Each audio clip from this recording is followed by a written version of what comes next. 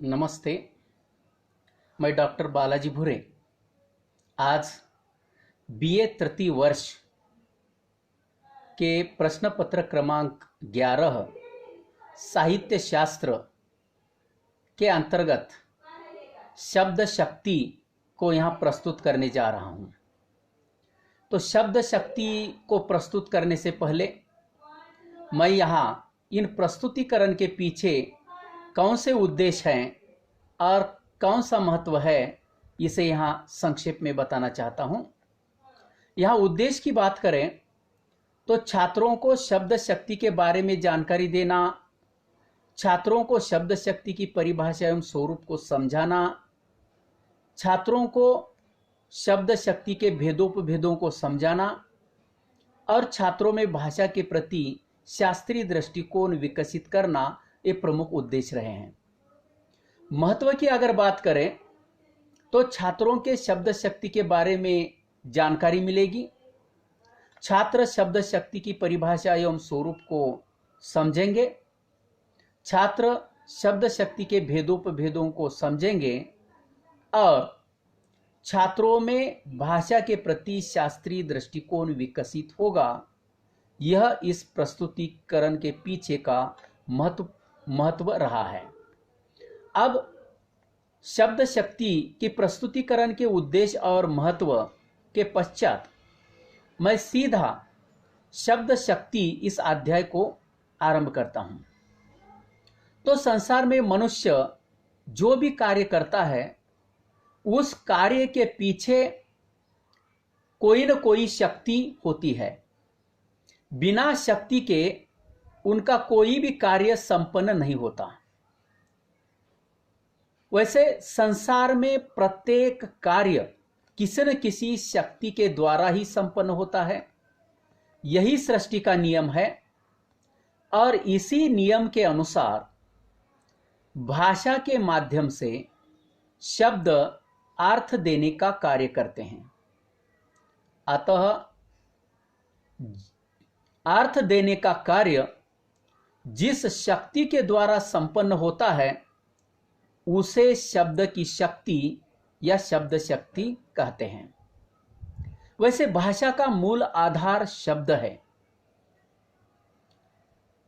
शब्द एक सार्थक और निश्चित वर्णों के समूह से बनता है और सार्थक और निश्चित क्रम के प्रयोग से, शब्दों के प्रयोग से वाक्य बनता है। तो इस रूप में सार्थक शब्द और सार्थक वाक्य की सहायता से रचनाकार संसार में जो कुछ देखता है, अनुभव करता है, उस अनुभूति को साहित्य की विविध विधाओं के माध्यम से व्यक्त करता है या साहित्य की सृजना करता है। इस दृष्टि से देखा जाए तो शब्द और अर्थ का एक अटूट संबंध है, अभिन्न संबंध है। जैसे अग्नि और उष्णता के बीच का संबंध। देखिए, जहां अग्नि होती है वहां उष्णता होती है और जहां उष्णता होती है वहां अग्नि का होना स्वाभाविक है।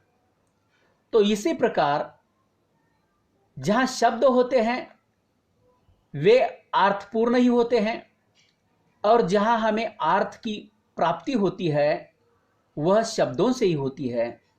तो इस प्रकार शब्द और अर्थ दोनों के बीच एक अभिन्न संबंध है। शब्दों में अर्थ देने की एक अद्भुत क्षमता होती है। इसीलिए डॉक्टर भगीरथ मिश्र ने कहा है कि शब्द की शक्ति असीम है। जैसे शब्द के उच्चारण मात्र से उस शब्द का हमारे मन, कल्पना और अनुभूति पर प्रभाव पड़ता है। जैसे इमली, चटनी या अचार, इन शब्दों का उच्चारण करने मात्र से हमारे मुंह में पानी आ जाता है। या अन्य उदाहरण अगर देखें तो सांप या भूत शब्द का उच्चारण करने मात्र से हमारे मन में भय उत्पन्न हो जाता है।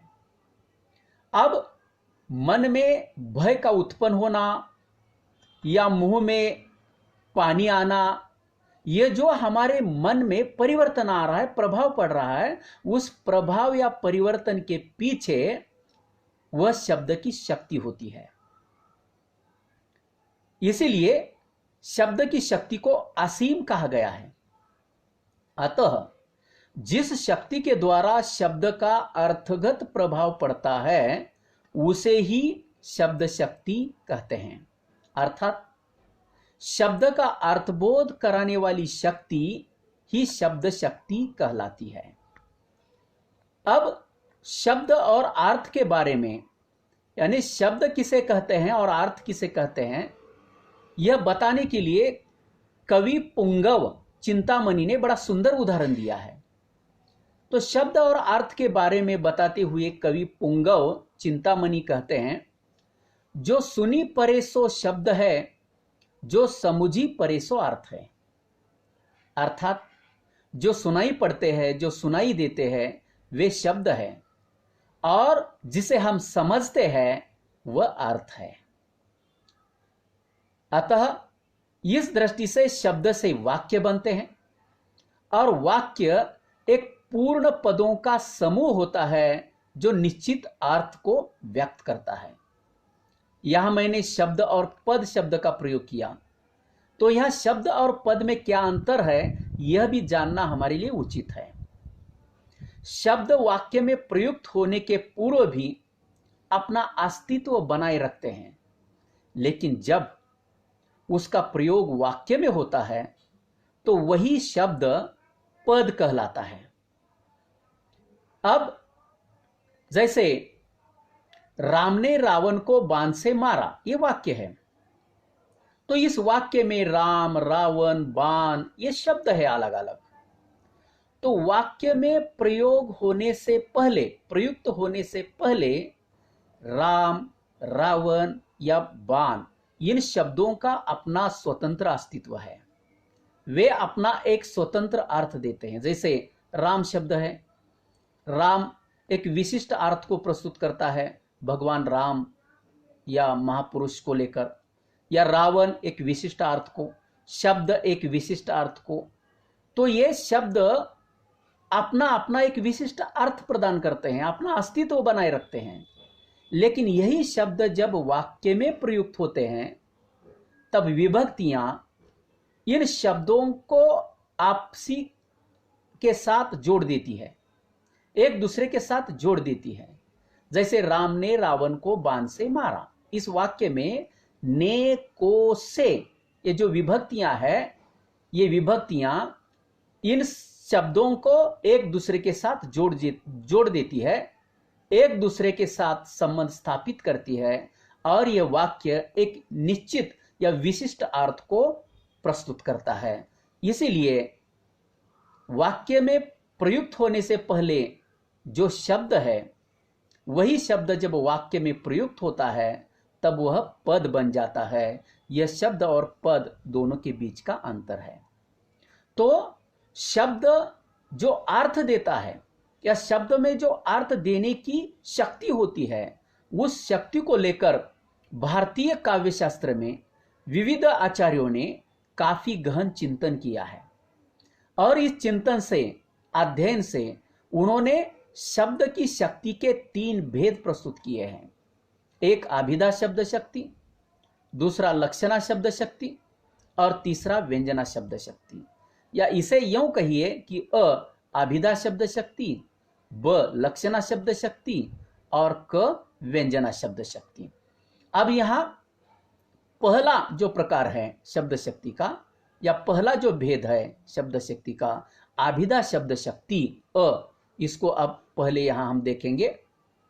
तो जो बिना किसी अन्य वस्तु का सहारा लिए साक्षात या मुख्य अर्थ का बोध कराती है, उसे अभिधा शब्द शक्ति कहते हैं। अब अभिधा शब्द शक्ति को समझने के लिए हमें वाचक शब्द और वाच्यार्थ शब्द को समझना होगा, क्योंकि वाचक शब्द और वाच्यार्थ का दोनों का अभिधा शब्द शक्ति के साथ अटूट संबंध है। जैसे वाचक शब्द से अभिधा शब्द शक्ति हमें वाच्यार्थ का बोध कराती है, मुख्यार्थ का बोध कराती है। तो यहां वाचक शब्दों को पहले समझेंगे। तो वाचक शब्द उस शब्द को कहा जाता है जो साक्षात या मुख्यार्थ को प्रस्तुत करते हैं। उन्हें वाचक इसलिए भी कहा जाता है कि वाचा, वाचक शब्द में जो वाचा है, वाचा अर्थात मुख से, अर्थात बोलने के साथ या मुख से निकलते ही जिस शब्द का मूल अर्थ प्रकट हो वह वाचक शब्द है। ये भाषा के मूल प्रचलित शब्द होते हैं, ये रूढ़ होते हैं, एक ही अर्थ प्रस्तुत करते हैं, उसके सिवा अन्य अर्थ निकलता ही नहीं। जैसे घर है, घोड़ा, बैल, गाय, गंगा, ये आदि विविध शब्द हैं, तो ये एक निश्चित अर्थ को प्रस्तुत करते हैं। इन शब्दों के उच्चारण मात्र से हमें एक निश्चित अर्थ का बोध होता है, इसीलिए ये वाचक शब्द कहलाते हैं। दूसरा, वाच्यार्थ। वाच्यार्थ किसे कहा जाए? तो वाचक शब्द का अभिधा शक्ति के द्वारा प्राप्त अर्थ वाच्यार्थ कहलाता है। अब वाचक और वाच्यार्थ को हमने समझ लिया, अतः यहां अभिधा शब्द शक्ति की व्याख्या को हमें देखना है। तो अभिधा शब्द शक्ति की व्याख्या इस प्रकार हम दे सकते हैं कि जिस शब्द शक्ति के द्वारा शब्द के मुख्य अर्थ का बोध होता है उसे अभिधा शब्द शक्ति कहते हैं।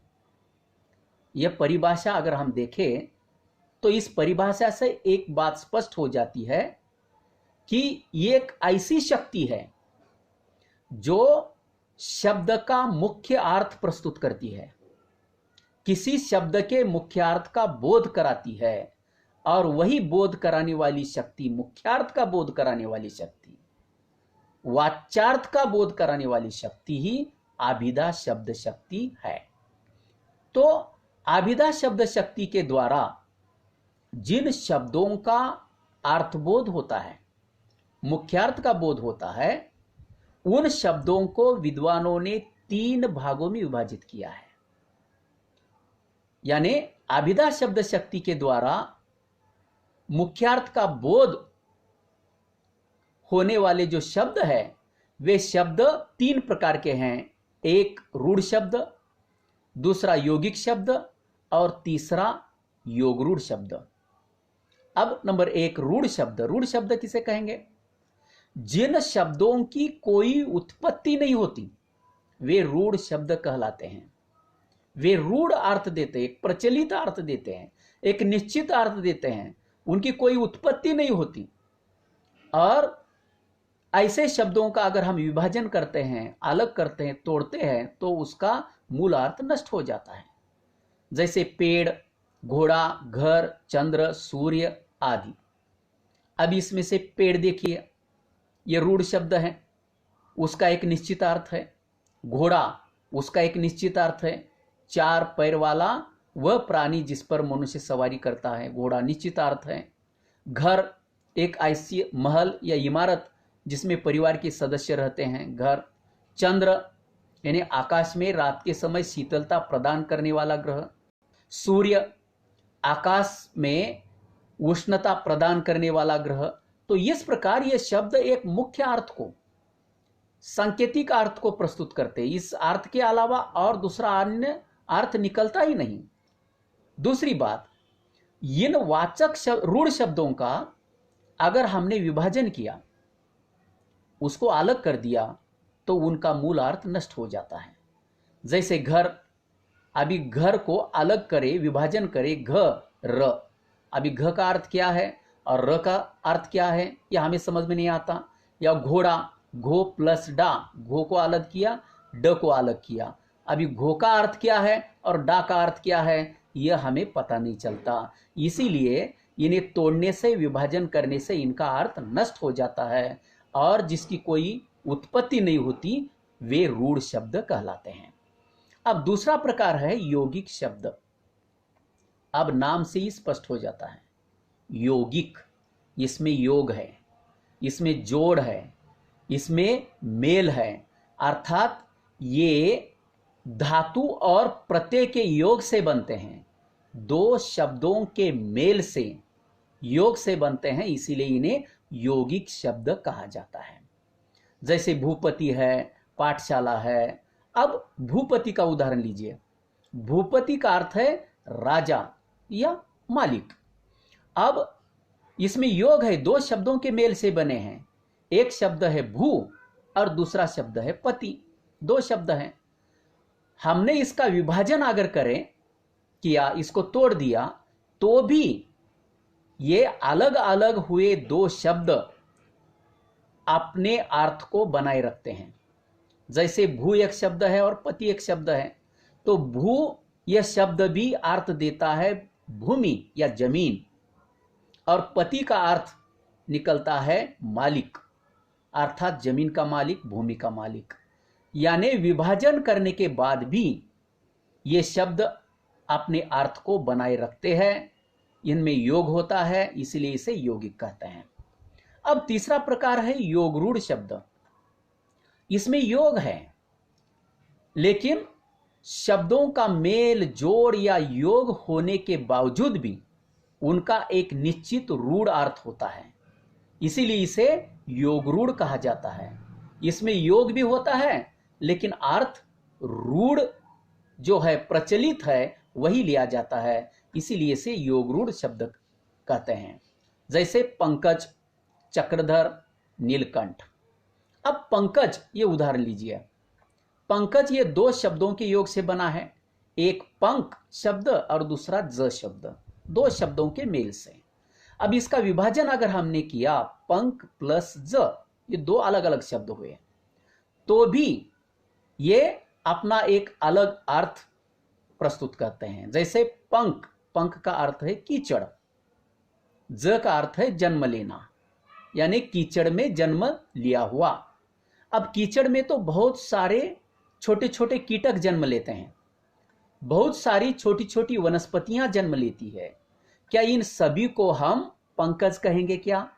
नहीं। पंकज का एक रूढ़ अर्थ है, एक प्रचलित अर्थ है, और वह अर्थ है कमल, यानी पंकज को कमल कहेंगे। वैसे चक्रधर, चक्र प्लस धर, चक्र एक शब्द, धर एक शब्द। चक्र यानी चक्र और धर यानी धारण करना, चक्र को धारण करना। आज अगर कोई चक्र को धारण करता है तो उसे हम चक्रधर नहीं कहेंगे। चक्रधर रूढ़ी के अनुसार या प्रचलन के अनुसार विष्णु को या कृष्ण को ही कहा जाता है। वही बात नीलकंठ शब्द में। ऐसे कई शब्द हैं जिसमें योग है, लेकिन यौगिक होते हुए भी उनका अर्थ रूढ़ी के आधार पर लिया जाता है, इसीलिए इसे योगरूढ़ शब्द कहते हैं। अब अभिधा शब्द शक्ति मुख्यार्थ को प्रस्तुत करती है, मुख्यार्थ का बोध करती है। अतः मुख्यार्थ का बोध कराने वाले कौन से कारण हैं? ऐसे कौन से कारण है जिसके कारण हमें मुख्यार्थ का बोध होता है? तो विद्वानों ने, आचार्यों ने मुख्यार्थ का बोध कराने वाले 8 कारण माने हैं। 8, उसमें से एक है व्याकरण। अब व्याकरण द्वारा प्रकृति, प्रत्यय, लिंग, वचन, कारक, क्रिया, काल आदि के द्वारा हमें मुख्यार्थ का बोध होता है। मुख्यार्थ का बोध, ये जो व्याकरण के तत्व हैं, प्रकृति, प्रत्यय, लिंग, वचन, कारक, क्रिया, काल, इन तत्वों से हमें मुख्यार्थ का बोध होने में सहायता होती है। दूसरा है उपमान या सदृश्य। अब सदृश्य यानी समान, उपमान का अर्थ है समानता, अर्थात एक वस्तु से समानता रखने वाली दूसरी वस्तु को हम सहजता से पहचानते हैं। जैसे कौवे के समान कोयल होती है। अब इस उदाहरण में कौवे के साथ कोयल की समानता बताई गई है। अब हम कौवे को पहचानते हैं। मान लीजिए कि कौवे कोयल को पहचानते नहीं, लेकिन कौवे को पहचानते हैं। वह काले रंग का एक पक्षी है और इस काले रंग के पक्षी के साथ समानता दिखाई गई है कोयल की। इसलिए कौवे के आधार पर, उसके समानता के आधार पर हम कोयल को भी पहचानते हैं, अर्थात कोयल शब्द का भी हमें मुख्यार्थ का बोध होता है कि कोयल भी कौवे के समान काले रंग का एक पक्षी है। तीसरा है आप्तवाक्य। अब आप्तवाक्य यानी परिवार के सदस्य, बड़े व्यक्ति, आदरणीय व्यक्ति, आदर्श व्यक्ति। तो इन आप्तों द्वारा या आप्त व्यक्तियों द्वारा जब हमें किसी शब्द का अर्थ बताया जाता है तब हम उनके अर्थ पर विश्वास रखकर ग्रहण करते हैं। इसलिए जब कोई आप्त व्यक्ति किसी शब्द का अर्थ हमें बता देता है तब उनकी बातों पर हम विश्वास रखते हैं और उस अर्थ को ग्रहण करते हैं। मान लीजिए कि किसी आप्त व्यक्ति ने कहा कि यह राम का चित्र है, यह कृष्ण की मूर्ति है, तो उस अर्थ को हम ग्रहण करते हैं और कभी भी जिस चित्र को देखते हैं तो कहते हैं अरे ये तो राम का चित्र है। किसी मूर्ति को देखे तो तुरंत बोध होता है अर्थ का, ये तो कृष्ण की मूर्ति है। इसलिए आप्त वाक्य से भी हमें मुख्य अर्थ का बोध होता है। चौथा है कोश। कोश यानी शब्दकोश। कोश में शब्द के अर्थ दिए जाते हैं और उस अर्थ को पढ़ने के बाद हमें उस शब्द का मुख्यार्थ का बोध होता है। जैसे सांप शब्द है तो सांप शब्द कोश में उसका अर्थ दिया जाता है रस्सी के समान लंबा जीवधारी प्राणी। अब सांप समझ में नहीं आ रहा है तो उसका अर्थ कोश में हम पढ़ते हैं कि रस्सी के समान लंबा जीवधारी प्राणी है। अर्थात कोश में देखकर, अर्थ देखकर हमें शब्द का मुख्यार्थ का बोध होता है। पांचवा है व्यवहार। अब व्यवहार से भी वस्तु और उसके मुख्यार्थ का हमें बोध होता है। जैसे उदाहरण, सांप को मारो। अगर कोई कह रहा है कि सांप को मारो तो सांप को मारने की प्रक्रिया या व्यवहार या क्रिया हो रही है और उस क्रिया को देखकर हमें सांप इस शब्द का मुख्यार्थ का बोध होता है कि कोई रस्सी के समान एक जीवधारी प्राणी है जो विषैला है, जहरीला है, जिसे मारा जा रहा है। यानी लोगों की जो क्रिया है सांप को मारने की या लोगों का जो व्यवहार है उस व्यवहार से हमें शब्द का मुख्यार्थ का बोध होता है। छठा है वाक्य शेष। वाक्य शेष यानी वाक्य का बाकी का हिस्सा। कभी कभी किसी शब्द का अर्थ हमें ज्ञात नहीं रहता, लेकिन जब उस शब्द के साथ के अन्य वाक्य को जोड़ दिया जाता है तब हमें उस शब्द के मुख्य अर्थ का बोध होता है। जैसे सिंह से डरना चाहिए। अब इस वाक्य को देखिए, सिंह का मुख्य अर्थ हमें समझ में नहीं आ रहा है तो हम क्या करते हैं कि बाकी का जो शेष वाक्य है, बचा हुआ वाक्य है, उस वाक्य को देखते हैं कि से डरना चाहिए। अब डरना चाहिए यानी इससे हमें अर्थबोध होता है किसका? सिंह शब्द का, कि सिंह कोई हिंस्त्र और घातक एक भयावह प्राणी है। अर्थात शेष वाक्य से हमें सिंह इस शब्द का मुख्यार्थ का बोध हुआ। सातवां है विवृत्ति। अब विवृत्ति का अर्थ है विवरण, व्याख्या या विश्लेषण।